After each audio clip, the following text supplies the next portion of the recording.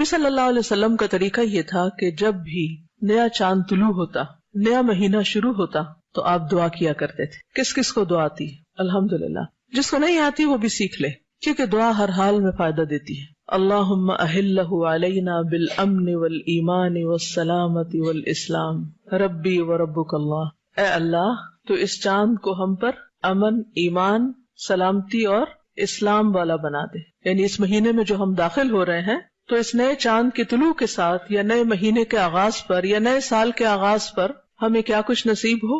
امن، پیس، ایمان، سلامتی، اسلام.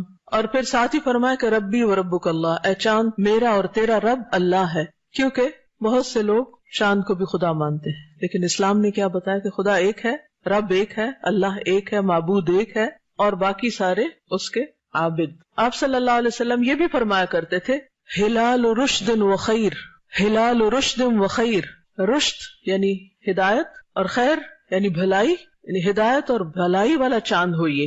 تو ہم بھی اس مہینے کے آغاز پر اپنے لیے یہی دعا مانگتے ہیں، اور نئے سال کے آغاز پر بھی یہی دعا مانگتے ہیں کہ یا رب تو ہمیں اس سال میں امن، ایمان، سلامتی، اسلام، رشد، خیر نصیب فرما.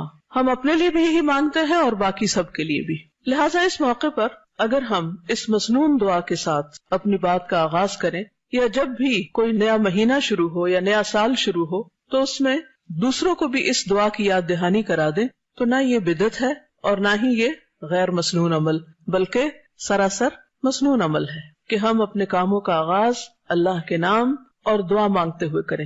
نبی صلی اللہ علیہ وسلم ہر موقع پر اللہ کو یاد کیا کرتے تھے، ہر موقع پر دعا مانگا کرتے تھے. کان یذکر اللہ فی کل احیانہ. اور یہ بھی ہم پر اللہ کا احسان ہے کہ وہ دنوں اور مہینوں کو پھیر پھیر کر لاتا رہتا ہے. سال کا آغاز ہوتا ہے، پھر آہستہ آہستہ 12 مہینے ختم ہوتے، اختتام ہوتا ہے، پھر نیا سال آ جاتا ہے. اور کسی بھی نئی چیز کی آمد پر انسان کے اندر ایک نیا جذبہ، ولولہ، تازگی اور اچھے کاموں کی طرف رجحان کا ایک موقع ہوتا ہے، یا اس کے اندر اچھا کام کرنے کے لیے ایک جذبہ ابھرتا ہے. یہ بالکل ایک نیچرل قدرتی سی فیلنگ ہوتی ہے جو انسان کے اندر پیدا ہوتی ہے. اور الحمدللہ اللہ سبحانہ وتعالی نے تو مختلف مہینوں میں ہمارے لیے نیکی کے مختلف مواقع مہیا کیے. مثلا رمضان میں ہم نے روزے رکھے، ذوالحج میں حج کیا، اور پھر اس کے بعد نیا سال شروع ہوا محرم الحرام کے ساتھ. محرم الحرام کو اللہ سبحانہ وتعالی نے اپنا مہینہ کہا ہے. نبی صلی اللہ علیہ وسلم نے اس کو شہر اللہ کہا ہے، اللہ کا مہینہ.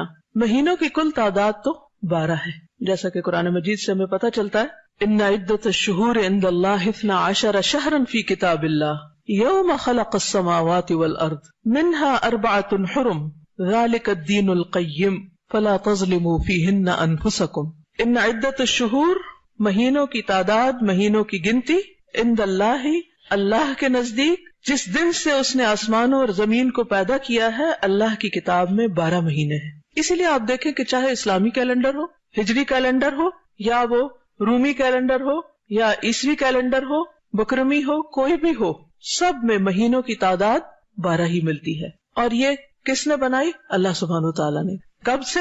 جب سے اس نے آسمان و زمین کو پیدا کیا.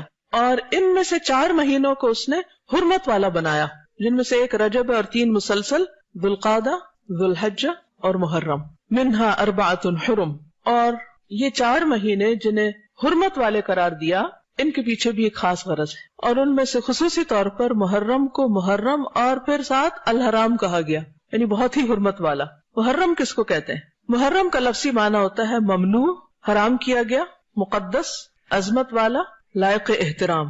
دوسرے لفظوں میں یہ ایک ایسا مہینہ ہے جس میں ہر ایسے کام سے جو فتنہ و فساد اور امن عامہ کی خرابی کا باعث ہو، اس سے بالخصوص منع کیا گیا ہے. اور اس میں آپس میں لڑائی جھگڑا کرنا، ظلم و زیادتی کرنا، نافرمانی کے کام کر کے اپنی جانوں پہ ظلم کرنا، ان سے منع کیا گیا ہے. فَلَا تَظْلِمُوا فِيهِنَّ أَنفُسَكُمْ. ویسے تو انسان کو کبھی بھی اپنے آپ کو ہلاکت میں نہیں ڈالنا چاہیے، اپنے اوپر ظلم نہیں کرنا چاہیے، دوسرے انسانوں پر ظلم نہیں کرنا چاہیے، لیکن ان مہینوں میں خصوصی طور پر اس کی پریکٹس کروائی گئی، اس کی تربیت کی گئی. آپ دیکھیے کہ سال کا اختتام بھی کس پر ہوتا ہے؟ حرمت والے مہینے پر، اور آغاز بھی حرمت والے مہینے سے. یعنی سال کے دونوں کناروں پر حرمت والے مہینے ہیں.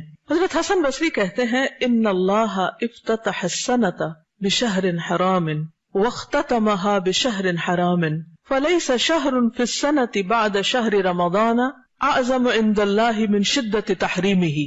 اللہ سبحانہ وتعالی نے سال کا آغاز بھی حرمت والے مہینے سے کیا اور اختتام بھی حرمت والے مہینے سے کیا. پس سال بھر میں رمضان کے بعد اللہ کے ہاں شدت حرمت کے حوالے سے ماہ محرم سے بڑھ کر اور کوئی مہینہ نہیں. کس کا قول ہے یہ؟ حسن بصری کا. کیا کہتے ہیں کہ رمضان کے بعد سب سے زیادہ حرمت یا شدت حرمت کس مہینے کی ہے؟ محرم کی. اسی لیے اس کو کیا کہا گیا؟ محرم الحرام. حج کے مہینے میں لوگ جب حج پہ جاتے ہیں تو کیا کرتے ہیں؟ احرام پہنتے ہیں، اور حالت احرام میں کیا کچھ منع ہوتا ہے؟ الحج اشہر معلومات فمن فرض فیہن الحج، یعنی احرام پہن کے فلا رفث ولا فسوق ولا جدال فی الحج. فسوق، جدال سختی سے منع. جس معاشرے کے اندر جن لوگوں کے درمیان دو چیزیں ختم ہو جائیں، کیا؟ گناہ اور جدال، آپس کا لڑائی جھگڑا، تو وہ معاشرہ کیسا معاشرہ ہوگا؟ اگر کسی گھر کے اندر سے یہ دو چیزیں نکل جائیں، کون سی؟ گناہ کے کام اور لڑائی جھگڑا، تو وہ گھر کیسا گھر بن جائے گا؟ امن والا. اسی طرح کسی شہر سے، کسی ملک سے جب یہ دو چیزیں نکل جاتی ہیں تو وہاں پر امن و امان ہو جاتا ہے. حج پر بھی اسی کی پریکٹس کروائی گئی. پھر حج سے واپس آؤ تو پھر بھی اپنی اس کیفیت کو برقرار رکھو، اس حرمت کا خیال رکھو. حرمت پامال ہوتی ہیں دو طرح سے، ایک اللہ کی نافرمانی کر کے اور دوسرے بندوں پر زیادتی کر کے، لڑائی جھگڑا اور فتنہ فساد کریٹ کر کے. بہت حیرت ہوتی ہے جب لوگ خوشی خوشی حج پہ جاتے ہیں اور لاکھوں